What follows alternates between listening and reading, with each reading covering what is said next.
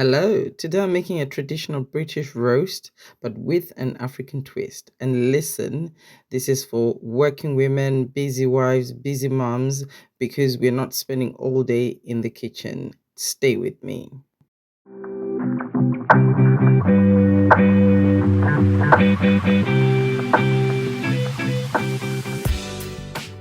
If you love a proper roast but want something faster, easier, and with real flavor, this one is for you. And in my house, we mix cultures, and honestly, it makes food so much better. Let me show you how I put this together without stressing.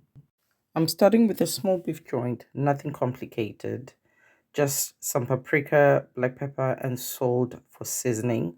Simple but effective for this recipe.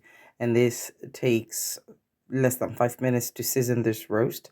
And then I wrap it up in some foil. This keeps it juicy, especially in the air fryer. Then into the air fryer for 1 hour at 180 degrees. And that's it. No babysitting. And this is why I love the air fryer. Less time watching, more time doing everything else. Next, I move on to the new potatoes, keeping it simple again. Simple wash, cut, wash again, season with some salt, some paprika, some black pepper, and that's it. We're keeping it simple. And these go into the other basket of the air fryer because I'm using a dual basket air fryer for this method. These go in for about 30 minutes with a little fry light. And that's about it. They don't take long and they come out nice and crispy in the air fryer. Now here's the twist. I add plantain into the same basket with new potatoes in the last 10 minutes. This is what takes it from a basic roast to something special because we're incorporating cultures. While that's cooking, I'm doing what we all do, multitasking. I've got one pot for some macaroni and another pot for some Brussels sprouts. So I'm going to put in some macaroni pasta into one pot, add a bit of salt, and bring to boil. Sprouts only need a few minutes, so I'm just going to boil these for about 3 to 5 minutes with a little bit of soil, then drain and leave aside. I then chop up some bacon that I'm going to fry lightly, then add the sprouts back into the same pot with the bacon. This is how you build flavor quickly, nothing complicated.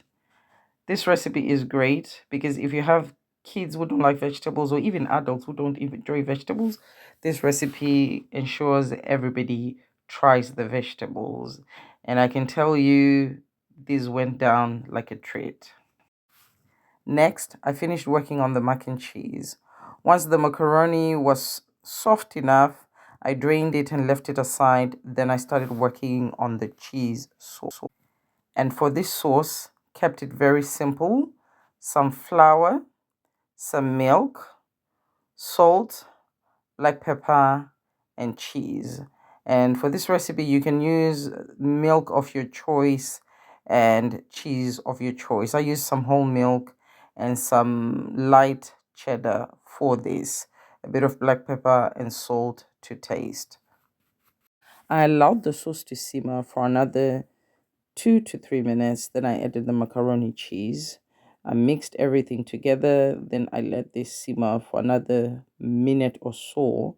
And then I placed the macaroni in cheesy sauce into a casserole dish. After this, I added some extra cheese on top, some grated cheese, the same light cheddar cheese as before. And then this macaroni went into the oven for about 20 minutes. Now, this creamy comfort just brings everything together.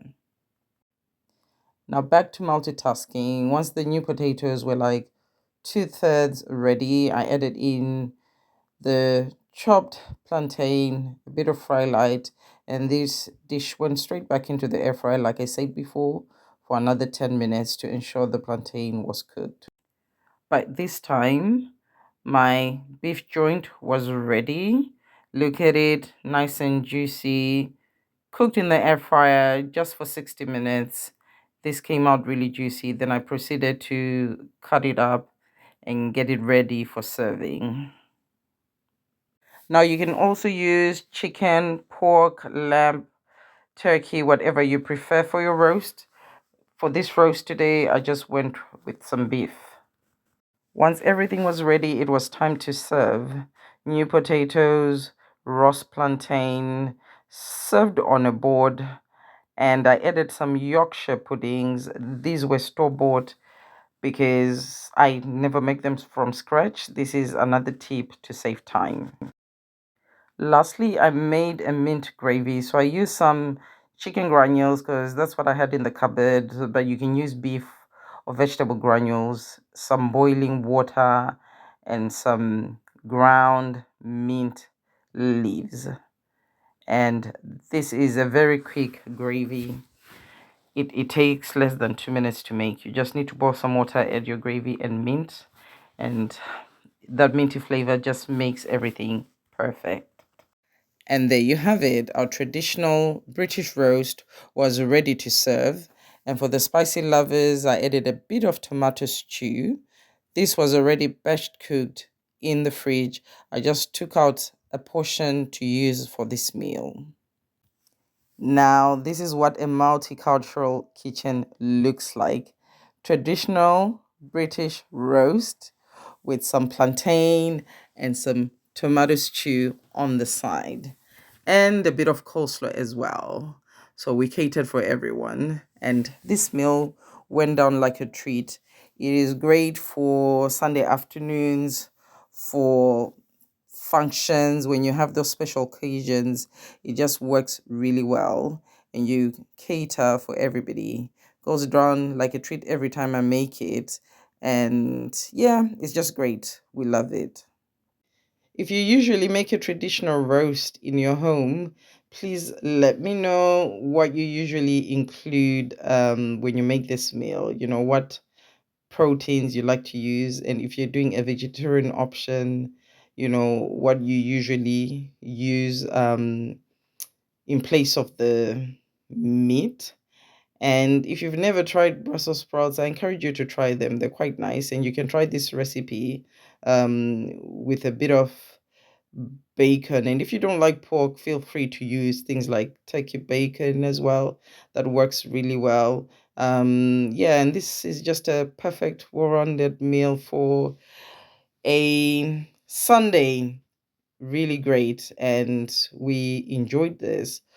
And if you've enjoyed this video, please leave a comment, like, subscribe, and spread the word. Thriving with Mrs. O for your smart kitchen and meal solutions. See you in the next video. Thank you.